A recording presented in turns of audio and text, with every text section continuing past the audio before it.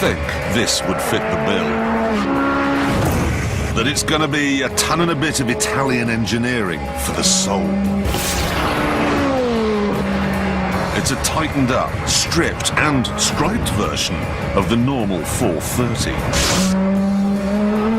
Sadly though, it's called the Scuderia, which is Italian for team. That means it has a silly name. And it also has a silly, grinning face. And wait till you see what they've done to the inside. Lamborghini and Porsche go to great lengths with their light and supercars to conceal how and where all the weight has been saved. Ferrari were going to do that, but then they just decided that there's a really good restaurant opposite the factory, and they went there instead and just had some lunch.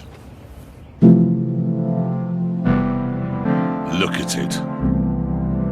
There are no carpets, there's no satellite navigation, no stereo, no frills at all, and it appears to have been welded together by apes. You might imagine that because this is missing 100 kilograms of weight and equipment, it would be considerably less expensive than the standard car. But no, that is £172,000. It's £43,000 more. There's more bad news too. It's got an even more complicated computer system than the normal 430. Wires mean that it can change gear in 60 milliseconds, and that, Ferrari say, is faster than you can blink. That was 75 milliseconds. Now, come on, quicker. Right, I'm ready for a race. Here we go. Can it change gear faster than I can blink? Are we ready? Ready. It can! In addition to the computerized gearbox, it's got silicon brakes and an electronic differential. Then there's this switch. When it's here, the traction control is on. When it's here, it's on a bit less. When it's here, it's off, but the stability control is still on. Then if I put it here, big beep to tell me everything's off. And now the suspension's been firmed up, but I can make it soft again by pushing that. And if I had a side parting and adenoids, I'd find all this very interesting. I'd come round to your house and tell you all about how it works. Even the shape of the body is computer designed with speed in mind. It has winglets at the front, and at the back there's an under-tray which sucks you onto the road as you go along. So the faster you go, the more grip you have. One of the things that really annoys me in most cars is that there are no slats at the back to vent air out of the rear wheel arches, which of course increases pressure and slows you down, but in this, it has the slats. Oh yeah, definitely. All this speed is as a result of those... Actually, that is quite a lot of speed. Yeah, that was quite a lot.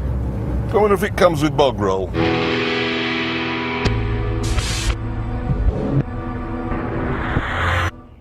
I'm doing this road test all wrong, because I'm mocking all this technology.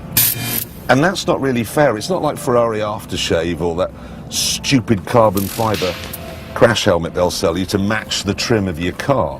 That stuff's for idiots. I want the computers, but I don't want them to be the be-all and end-all of everything like they are in the standard 430. I want them to be there, but hidden away, buried under a big, thick layer of something else. And in the Scuderia, they are.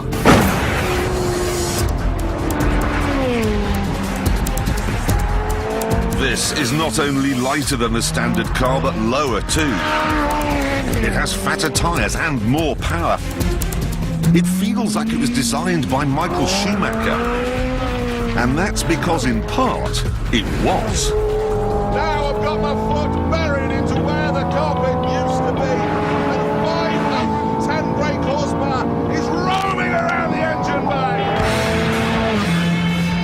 to 60 is dealt with in 3.5 seconds. Flat out, it'll be nudging 200. Round the Ferrari test track, they claim this is actually quicker than an Enzo.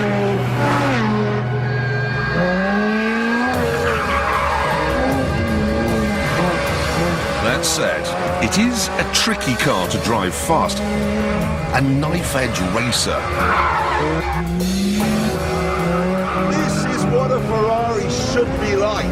You make mistake, I kill.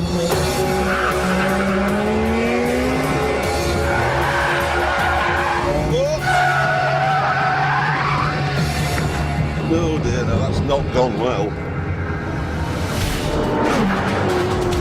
It feels like a street brawler. It's angry! Feels like it wants to goose your mother, bonnet in one of your flower beds, go to the pub, get drunk and kick someone's head in. And listen to the noise. You only have to flex your big toe.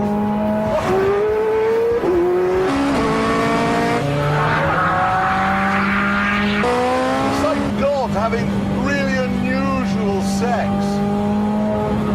Oh, there we are, he's finished. I cannot tell you how happy it makes me feel to be driving a